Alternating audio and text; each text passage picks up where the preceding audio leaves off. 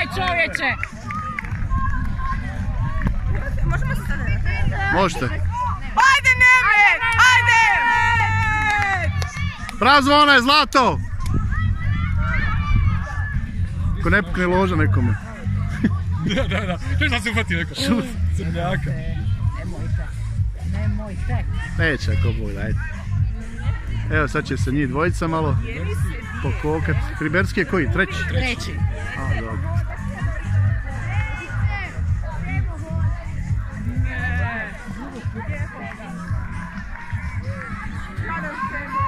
Evo.